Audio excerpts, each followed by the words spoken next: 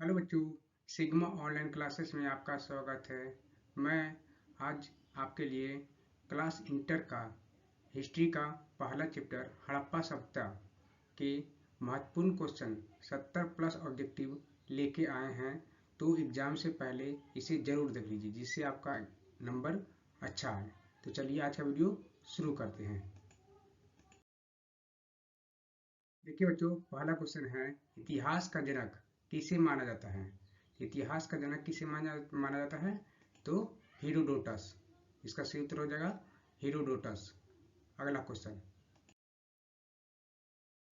अगला क्वेश्चन है, भारत का प्राचीन धर्म ग्रंथ है। भारत का प्राचीन धर्म ग्रंथ है वेद। भारत का प्राचीन धर्म ग्रंथ कौन है? तो वेद। वेदों की संख्या कितनी है बच्चों? तो 4 है ना। वेदों की संख्या 4 है। अगला क्वेश्चन अगला क्वेश्चन है बच्चों, वेद की रचना किसने किया था। वेद की रचना किसने किया था? इसका सही उत्तर हो जाएगा महर्षि वेदव्यास। महर्षि वेदव्यास। अगला क्वेश्चन बच्चों अगला क्वेश्चन है बच्चों, वेद की संख्या कितनी है। तो अभी बताएं वेद की संख्या कितनी है बच्चों? तो 4 है ना। वेद की संख्या 4 है। अगला क्वेश्चन, सबसे प्राचीन वेद कौन है। वेद में सबसे प्राचीन वेद कौन है बच्चों? तो ऋग्वेद। इसका सही उत्तर हो जाएगा ऋग्वेद। अगला क्वेश्चन अगला क्वेश्चन है बच्चों, वेदों ऋग्वेद में मंडलों की संख्या कितना है। ऋग्वेद में मंडलों की संख्या कितना है? इसका सही उत्तर हो जाएगा 10 मंडल है। ऋग्वेद में कितना मंडल है? तो 10 मंडल। अगला क्वेश्चन अगला क्वेश्चन है बच्चों, ऋग्वेद की रचना किसने किया था। ऋग्वेद की रचना किसने किया था? इसका सही उत्तर हो जाएगा विश्वामित्र जी ने। कौन किए थे ऋग्वेद की रचना? विश्वामित्र जी ने। अगला क्वेश्चन है बच्चों, ऋग्वेद को पढ़ने वाले ऋषि को क्या कहते हैं। ऋग्वेद को पढ़ने वाले ऋषि को क्या कहते हैं? इसका सही उत्तर हो जाएगा होत्र। होत्र कहते हैं। ऋग्वेद को पढ़ने वाले ऋषि को होत्र कहते हैं। अगला क्वेश्चन अगला क्वेश्चन है बच्चों, ऋग्वेद के तीसरे मंडल में किस देवता का उल्लेख है। ऋग्वेद के तीसरे मंडल में किस देवता का उल्लेख है? इसका सही उत्तर हो जाएगा सूर्य देवता है ना। ऋग्वेद के तीसरे मंडल में किस देवता का उल्लेख है? तो सूर्य देवता का। अगला क्वेश्चन है बच्चों, गायत्री मंत्र का उल्लेख ऋग्वेद के किस मंडल में है। गायत्री मंत्र का उल्लेख ऋग्वेद के किस मंडल में है? इसका सही उत्तर हो जाएगा तीसरे मंडल में है ना। गायत्री मंत्र का उल्लेख किसने ऋग्वेद के कितने मंडल में है? तो तीसरे मंडल में।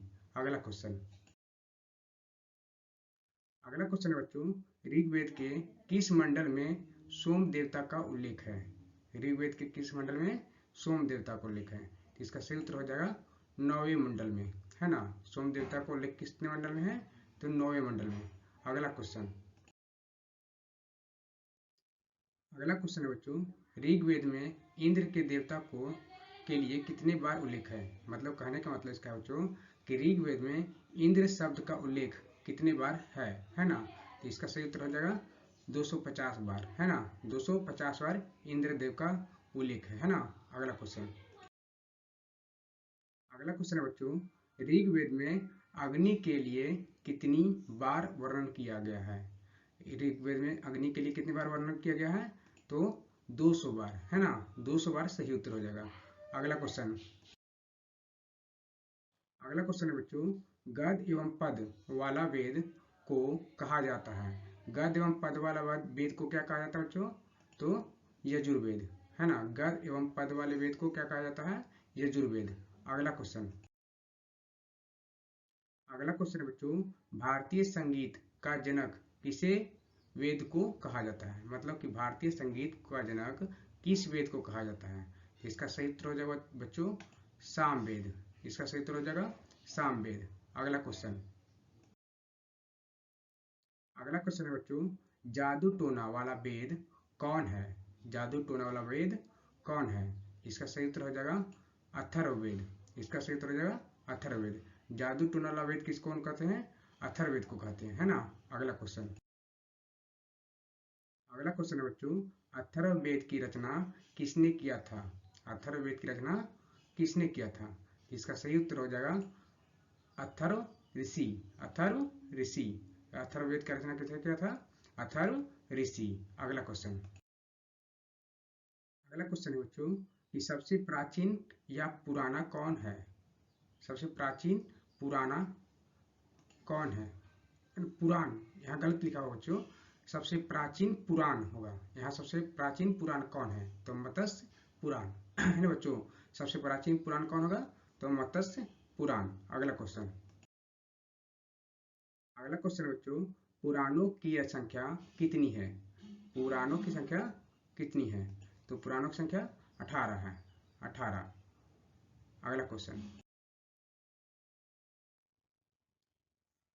है बच्चों, हड़प्पा सभ्यता को किस काल के अंतर्गत रखा गया है? हड़प्पा सभ्यता को किस काल के अंतर्गत रखा गया है? तो अर्ध ऐतिहासिक काल के अंतर्गत। अर्ध ऐतिहासिक काल के अंतर्गत। अगला क्वेश्चन है बच्चों, आग का आविष्कार किस काल में हुआ था? आग का आविष्कार किस काल में हुआ था बच्चों? तो पूरा पाषाण काल। आग का आविष्कार किस काल में हुआ था? तो पूरा पाषाण काल में। अगला क्वेश्चन है बच्चों, पहिए का आविष्कार किस काल में हुआ था? पहिए का आविष्कार किस काल में हुआ था? तो नवपाषाण काल में। पहिए का आविष्कार किस काल में हुआ था? तो नवपाषाण काल में। अगला क्वेश्चन है बच्चों, मनुष्य ने सबसे पहले किस धातु का उपयोग किया था? मनुष्य ने सबसे पहले किस धातु का उपयोग किया था? तो तांबा का उपयोग किया था। तांबा का। इसका सही उत्तर हो जाएगा तांबा। अगला क्वेश्चन है बच्चों, कृषि का प्रथम उदाहरण कहाँ से प्राप्त हुआ? कृषि का प्रथम उदाहरण कहाँ से प्राप्त हुआ बच्चों? तो मेहरगढ़ से। कहाँ से? मेहरगढ़ से। सही उत्तर हो जाएगा मेहरगढ़। अगला क्वेश्चन है बच्चों कि मोहनजोदड़ो का खोज कब हुआ था? मोहनजोदड़ो का खोज कब हुआ था? इसका सही उत्तर हो जाएगा 1922 ईस्वी में। 1922 ईस्वी में। अगला क्वेश्चन है बच्चों, मोहनजोदड़ो किस भाषा का शब्द है? मोहनजोदड़ो किस भाषा का शब्द है बच्चों? तो इसका सही उत्तर हो जाएगा सिंधी भाषा का। मोहनजोदड़ो किस भाषा का शब्द है? तो सिंधी भाषा का। अगला क्वेश्चन है बच्चों, मोहनजोदड़ो का अर्थ होता है। तो मोहनजोदड़ो का अर्थ क्या होता है बच्चों? तो मृतकों का टीला। मृतकों का टीला। मोहनजोदड़ो का अर्थ क्या होता है बच्चों? मृतकों का टीला। अगला क्वेश्चन है बच्चों, मोहनजोदड़ो का खोज किसने किया था? मोहनजोदड़ो का खोज किसने किया था बच्चों? तो राखलदास बनर्जी ने। अब मोहनजोदड़ो का खोज कब हुआ था? 1922 ईस्वी में, है ना। मोहनजोदड़ो का खोज किसने किया था? राखलदास बनर्जी ने। अगला क्वेश्चन है बच्चों कि रेडियो कार्बन C14 पद्धति का खोज किसने किया था? है ना। रेडियो कार्बन C14 पद्धति का खोज किसने किया था? तो BF लिव। कब किया था बच्चों? BF लिव ने कब किया था? 1946 में, है ना। 1946 में। इसका सही उत्तर हो जाएगा 1946। अगला क्वेश्चन है बच्चों, सिंधु घाटी सभ्यता का सबसे बड़ा स्थल कौन था? सिंधु घाटी सभ्यता का सबसे बड़ा स्थल कौन था? इसका सही उत्तर हो जाएगा मोहनजोदड़ो। मोहनजोदड़ो। सिंधु घाटी सभ्यता का सबसे बड़ा स्थल मोहनजोदड़ो है ना बच्चों। सही आंसर मोहनजोदड़ो हो जाएगा। अगला क्वेश्चन है बच्चों, भारत का सबसे बड़ा स्थल कौन था? भारत का सबसे बड़ा स्थल कौन था बच्चों? तो राखी गढ़ी। राखी गढ़ी, है ना। राखी गढ़ी था। भारत का सबसे बड़ा स्थल कौन था? राखी गढ़ी। राखी गढ़ी कहाँ पड़ता है बच्चों? तो हरियाणा में पड़ता है ना। राखी गढ़ी कहाँ पड़ता है? हरियाणा में। अगला क्वेश्चन है बच्चों कि भारतीय पुरातत्व सर्वेक्षण विभाग के तत्कालीन महानिदेशक कौन थे? भारतीय पुरातत्व सर्वेक्षण विभाग के तत्कालीन महानिदेशक कौन थे बच्चों? तो सर जॉन मार्शल ने। सर जॉन मार्शल थे। तत्कालीन महानिदेशक कौन थे? Sir John martial. अगला क्वेश्चन है बच्चों कि धौलावीरा किस राज्य में है। धौलावीरा किस राज्य में बच्चों, तो धौलावीरा गुजरात में है। धौलावीरा कहाँ है बच्चों, तो धौलावीरा गुजरात में है। अगला क्वेश्चन है बच्चों कि सिंधु सभ्यता का प्रमुख बंदरगाह कौन था। सिंधु सभ्यता का प्रमुख बंदरगाह कौन था। इसका सही उत्तर हो जाएगा लोथल एवं सुतकोटदा।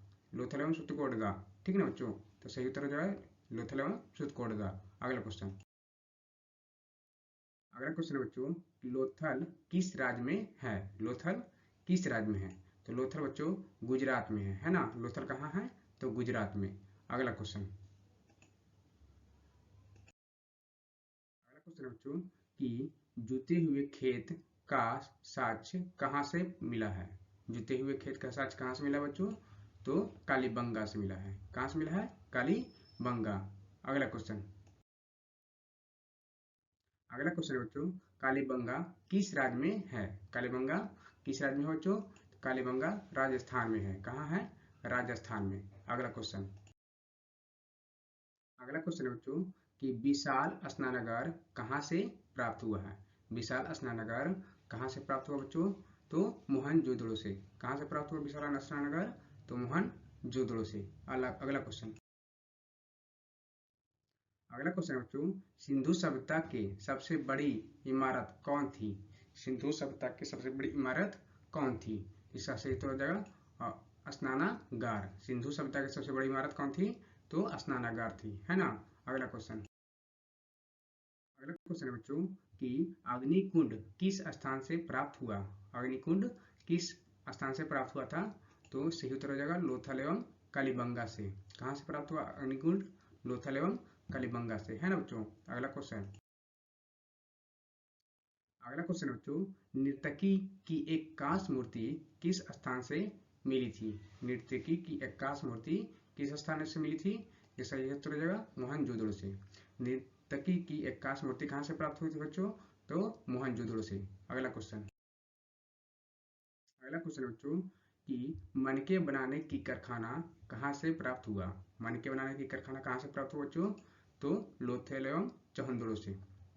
मनके बनाने की कारखाना कहाँ से प्राप्त हुआ बच्चों, लोथल और चहुंदड़ो से। अगला क्वेश्चन है बच्चों कि सिंधु सभ्यता के लिपि कैसी थी। सिंधु सभ्यता की लिपि कैसी थी बच्चों, तो सिंधु सभ्यता की लिपि भाव चित्रात्मक थी। कैसी थी, भाव चित्रात्मक। अगला क्वेश्चन है बच्चों मिट्टी से बने हल का साक्ष्य कहाँ से मिला, है ना। मिट्टी से बने हल का साक्ष्य कहाँ से मिला बच्चों, तो बनवाली से। कहाँ से मिला, बनवाली से। मिट्टी से बने हल का साक्ष्य कहाँ से मिला, तो बनवाली से। अगला क्वेश्चन है बच्चों कि चावल के दाने कहाँ से मिले थे। चावल के दाने कहाँ से मिले थे बच्चों, तो चावल के दाने लोथल से मिले थे। कहाँ से मिले थे, लोथल से, है ना बच्चों। अगला क्वेश्चन है बच्चों कि हड़प्पा सभ्यता की खोज कब हुई थी। हड़प्पा सभ्यता की खोज कब हुई थी बच्चों, तो हड़प्पा सभ्यता की खोज 1921 में हुई थी। हड़प्पा सभ्यता की खोज 1921 में। अगला क्वेश्चन है बच्चों कि हड़प्पा सभ्यता किस नदी के किनारे है। हड़प्पा सभ्यता किस नदी के किनारे है बच्चों, हड़प्पा सभ्यता रावी नदी के किनारे है। रावी नदी के किनारे। हड़प्पा सभ्यता किस नदी के किनारे है बच्चों, तो रावी नदी के किनारे। अगला क्वेश्चन है बच्चों हड़प्पा का खोज किसने किया था। हड़प्पा का खोज किसने किया था बच्चों, तो हड़प्पा का खोज दयाराम साहनी ने किया था, है ना। कब किया था, 1921 में। अगला क्वेश्चन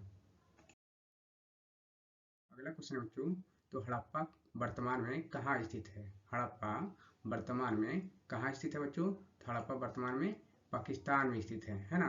कहाँ स्थित है, पाकिस्तान में। अगला क्वेश्चन है बच्चों कि रोपड़ किस नदी के किनारे बसा है। रोपड़ किस नदी के किनारे बसा है बच्चों, तो रोपड़ सतलज नदी के किनारे बसा है। किस नदी के किनारे बसा है, तो सतलज नदी के किनारे। अगला क्वेश्चन बच्चों कलिबंगा किस नदी के किनारे बसा है। कलिबंगा किस नदी के किनारे बसा है बच्चों, तो घाघर नदी के किनारे। किस नदी के किनारे, घाघर नदी के किनारे। अगला क्वेश्चन बच्चों कि अलामगीरपुर किस नदी के किनारे बसा है। अलामगीरपुर किस नदी के किनारे बसा बच्चों? तो हिंडन नदी के किनारे। हिंडन नदी के किनारे। अलामगीरपुर किस नदी के किनारे बसा बच्चों? हिंडन नदी के किनारे। अगला क्वेश्चन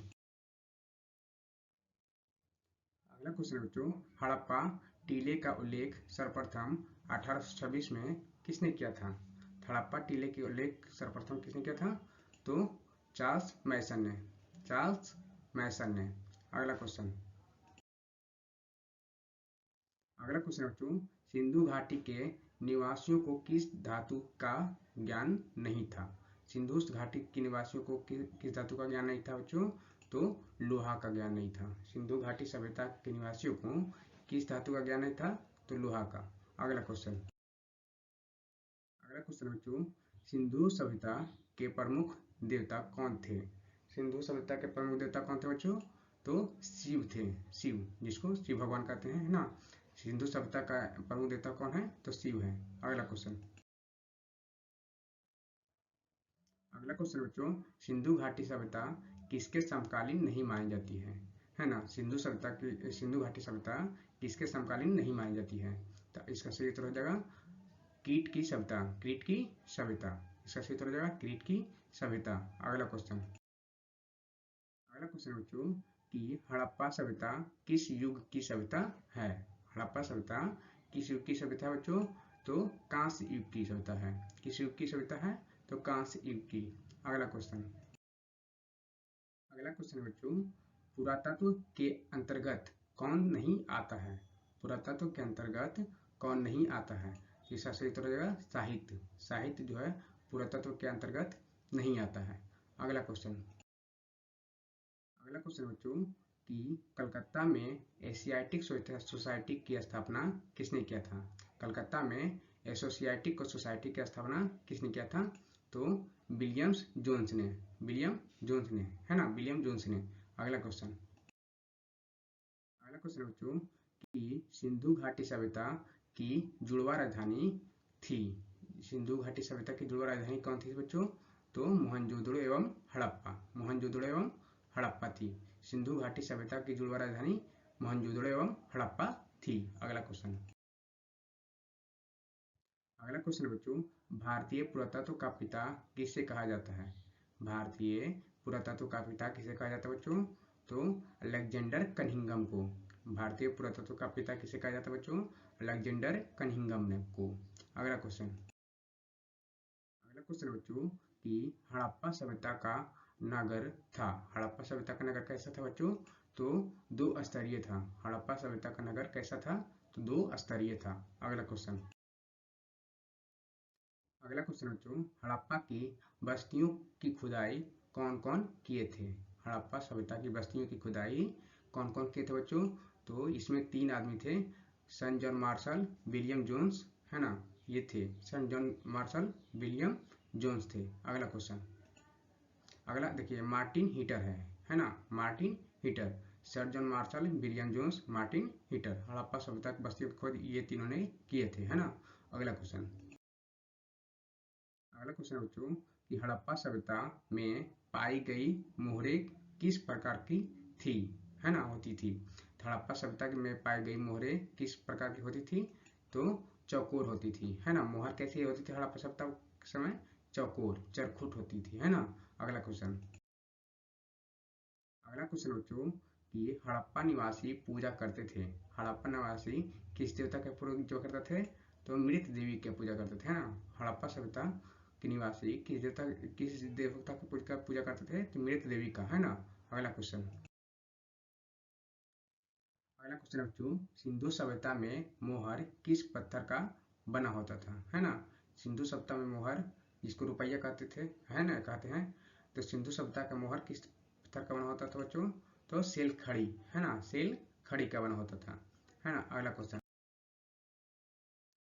बच्चों कि मोहनजोदड़ो से कितने कुएं प्राप्त हुए थे, है ना। तो मोहनजोदड़ो में कितने कुएं थे उस समय? मोहनजोदड़ो में कितने कुएं थे बच्चों? तो 700 कुएं थे, है ना। कितने कुएं थे? तो 700। अगला क्वेश्चन बच्चों कि सिंधु घाटी सभ्यता का आकार कैसा था। सिंधु घाटी सभ्यता का आकार कैसा था बच्चों? तो त्रिभुजाकार था, है ना। सिंधु घाटी सभ्यता का आकार कैसा था बच्चों? तो त्रिभुजाकार था। तो आपको ये वीडियो कैसा लगा बच्चों? कमेंट में जरूर बताइएगा, और आपके 70 में से कितने नंबर आए वो भी कमेंट करिएगा। अगर ये वीडियो आपको अच्छा लगा है तो लाइक, सब्सक्राइब और बेल आइकन लगा दीजिएगा, जिससे आपको नोटिफिकेशन बराबर मिलते रहे। आपको ये वीडियो देखने के लिए धन्यवाद।